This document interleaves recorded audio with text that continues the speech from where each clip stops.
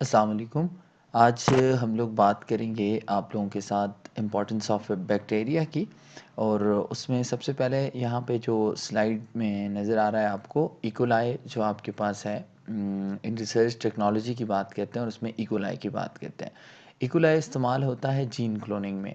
अच्छा, ये gene cloning क्या होती है? सिंपल, जब आप एक डिज़ायर्ड जीन को जो आपको रिक्वायर होता है उसकी कॉपीज़ बनाएं तो उसको आप लोग क्या कहते हो? Gene cloning. और बैक्टीरिया क्या करता है, हम बैक्टीरिया के अंदर इस जीन को इंसर्ट करते हैं जो हमारा जीन ऑफ इंटरेस्ट होता है, और उसके रिजल्टेंट में क्या होता है कि फिर उसकी कॉपीज़ बनती हैं। फिर नेक्स्ट अगर हम लोग बात करते हैं, एक बैक्टीरिया होता है जिसका नाम होता है एग्रोबैक्टीरियम ट्यूमिफेशियंस। ये क्या करता है, हम ऐसे करते हैं कि इस बैक्टीरिया के अंदर अपने डिज़ायर जीन को इंटर करते हैं। जब हम अपने इस बैक्टीरिया के अंदर डिज़ायर जीन को एंटर करते हैं और इसको हम लोग क्या करते हैं, किसी प्लांट के अंदर इंसर्ट करते हैं, तो उसके जीन्स को हम लोग क्या करते हैं, मॉडिफाइड कर देते हैं।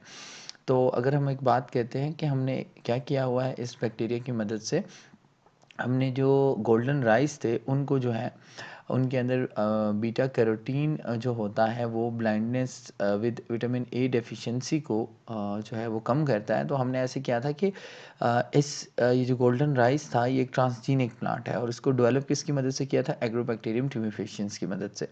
फिर नेक्स्ट थर्ड लाइन लिखे हुए bioremediation, remove pollutants from soil, air, water and radioactive elements. इसका क्या मतलब हुआ कि हम क्या कर सकते हैं कि बैक्टीरिया की मदद से हम जो है पोल्यूशंस को कम कर सकते हैं। ठीक है, हम ऐसे बैक्टीरियाज को डेवलप करते हैं जो कि टॉक्सिक्स, अगर एयर के अंदर कुछ टॉक्सिक गैसेस हैं उनको मॉडिफाई कर देते हैं और वो उनको कंज्यूम करते हैं। इसी तरह वाटर के अंदर जो होते हैं वेस्ट मटेरियल्स उनको जो है कंज्यूम करते हैं और हमारे लिए जो है वो चीज़ों को प्लूटेंट फ्री कर देते हैं। उसके बाद नेक्स्ट चीज़ है एनारोबिक बैक्टीरिया, जो कि डिकम्पोज करते हैं किसको? ऑर्गेनिक मटेरियल को, जो सेवेज के अंदर होता है। मतलब ऐसे बैक्टीरिया जो ऑक्सीजन का इस्तेमाल नहीं करते, वो जो ऑर्गेनिक मटेरियल होता है, वो ऑर्गेनिक मटेरियल जो कि टॉक्सिक होता है उसको क्या करते हैं, उसको रिमूव करते हैं।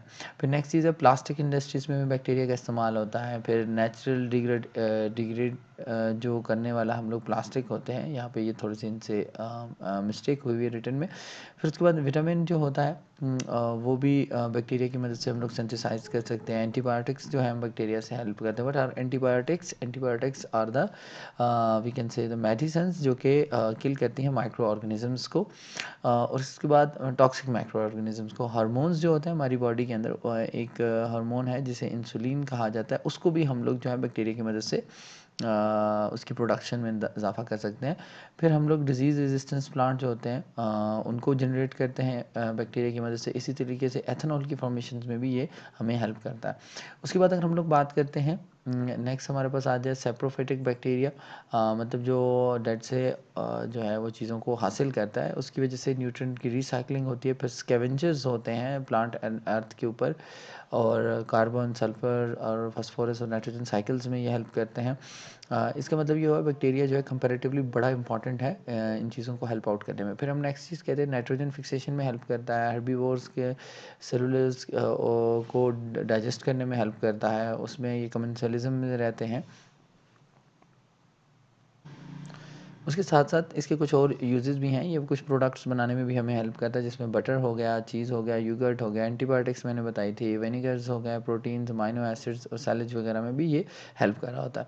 फिर ये फूड को स्पॉइल करने में भी इसका बड़ा रोल है कि काफ़ी फूड जो होता है वो बैक्टीरिया की वजह से स्पॉइल भी हो जाता है।